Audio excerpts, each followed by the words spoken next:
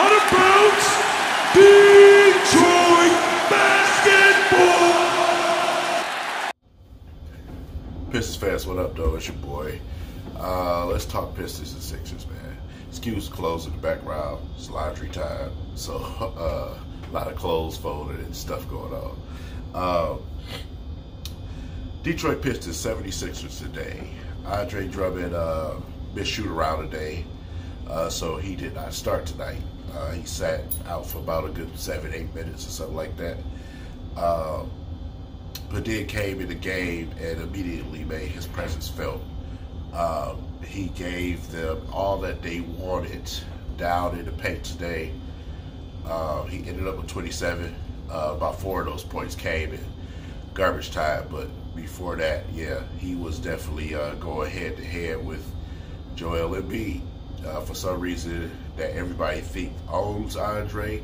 Well, tonight was an example of what I've always said, is that Andre usually gets in foul trouble with Joel Embiid. And by him not doing that tonight, you see the results yourself. When they blow the whistle and give Embiid, you see how many times he tried to bait the referees into blowing the whistle with all the flopping. And as soon as Andre touched him, he flailing his arms. And I don't know how many times he slapped Dre in the face and the refs didn't call it. So y'all already know what it is, man. But that battle was definitely a good battle to watch between two centers, man. And Andre was going right at him, man. So the difference is between the two, the 76ers have done Joel Embiid a good service in surrounding him with talent. The Pistons have not done that for Andre Drummond since he's been here. With surrounding him with real talent, other all-stars. They have not done that. The only person that did that was Stan Van Gundy, but he did it in a stupid move where he brought Blake Griffin over here knowing that he's an injury-prone player, when you had a young player in Tobias who was not injury-prone and was on the way up. You brought a player over here that was on the way down.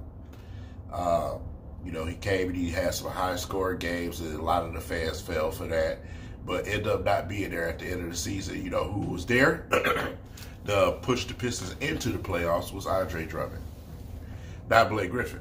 And it's been my knock on Blake Griffin since the beginning.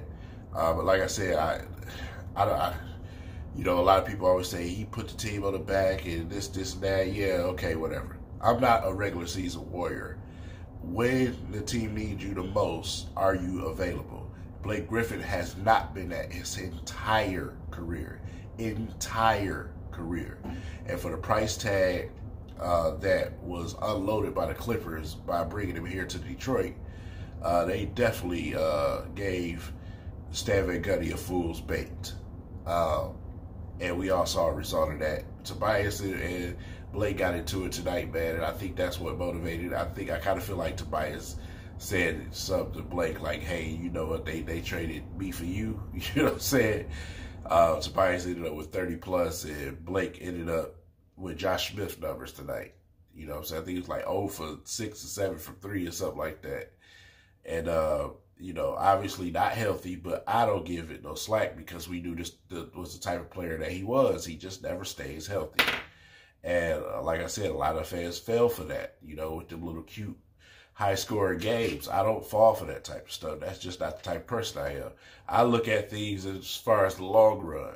It's part of the reason why I am about the way I am about Andre Drummond, because, like I said, with him being 26 years old and giving you the numbers he's giving you now, I'm not in favor of trading that away because, like I said, you just not going. It's not easy to find that type of stuff. You see what type of team the Pistons are when, as far as rebounding and defending when Andre Drummond is not on the court. It is absolutely horrible. And, you know, at the same time, man, you know, a lot of the fan base is pretty much out on Andre because of the fact that he wants this contract. And like I said, I never get into the contract thing too deep. First of all, It's none of my goddamn business. Okay, whatever the kind of the franchise is gonna pay whoever. It's none of my goddamn business. These players, they go to work every day. They put in work over the summer. They work for what they get paid. And if the franchise decide they want to pay him, fine. Fine. What I'm not in favor of is when your franchise go and trade for a player that's already overpaid and it's already been shown, which was Blake Griffin. Like I said, I am not totally against Blake Griffin. It's his health. We knew this. You know what I'm saying? We knew this. And Stan Van Gundy went and did it anyway. And now we're acting like, you know, he was going to come here and just have some type of miracle where it just stops. Listen, Blake is getting older. He's getting older. It doesn't get better when you get older. I don't know why people don't understand it. He is past 30. Okay? He's going upward of 30. It's not going to get better. So, I mean, it is what it is, man. Obviously, Pistons not at full power tonight. Bruce Brown, I don't know if he was with Andre Drummond and missed shoot around. I don't know if he did or not. I didn't get them details. But he was out for a sore leg, whatever the hell that is. But Bruce Brown was out with a sore knee once again. Well, he looked just fine when I see him shoot around. I don't know, man. I don't know. Frazier got in today and showed a quick flash of the player that we thought he was going to be, which he absolutely have not been this season. You know, Mikhailuk got in today and showed the player that we all want him to be, which is Luke Kennard Part 2. Shoot the basketball, drive to the basket, you know, be ferocious out there. He was that today. He was aggressive today, and I actually enjoyed watching that, man. Thigh Maker was pointless today, as usual. Christian Wood got in today and immediately got back to work. Catching alley-oops and doing his thing. I don't know why Dwayne Casey is so against putting Christian Wood in there with Andre Drummond. Because I love Markieff Morris, you know, when he's shooting that ball, when he's wide open, but he don't play defense. Markieff Morris does not play. He plays zero defense. On rotations where he's supposed to slide over, you can forget about it. As far as him going up to try to block a shot, you can forget about it.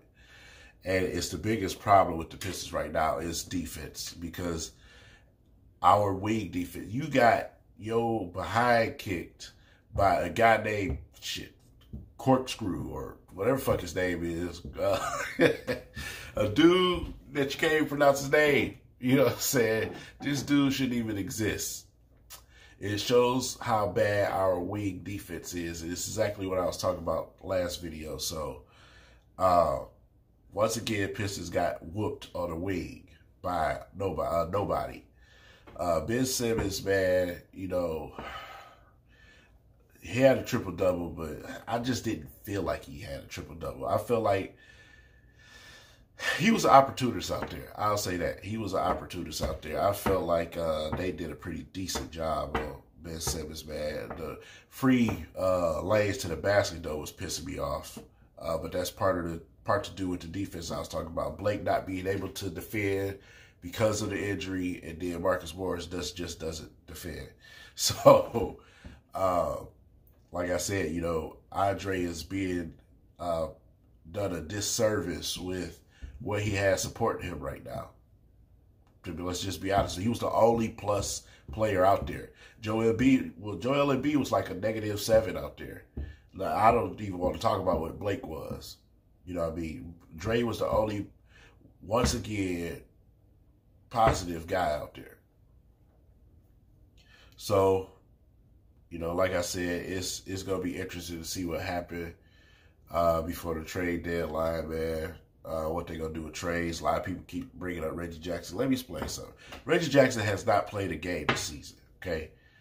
It'll be a miracle if you trade Reggie Jackson. Reggie Jackson will not be playing till probably sometime in January. And with a scope of about a good month or so, I don't think you're going to be able to get rid of him, Jack. So y'all just need to stop, man. Just stop. If anybody get traded on a lower scale, it probably end up being, as much as I want him to, Langston Galloway. Langston has been playing excellent basketball this year. One of the top shooters in the league. He's the one that has value. So, I don't know, man. We'll see what happens with the trade situation. But my thing is, I'll trade the entire team away and keep Andre Drummond. That's just me.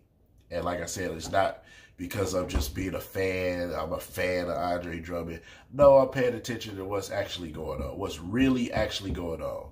The lack of a point guard. The lack of some solid defensive players to go along with Andre Drummond. The lack of rebounding to go along with Andre Drummond. That's what I'm looking at.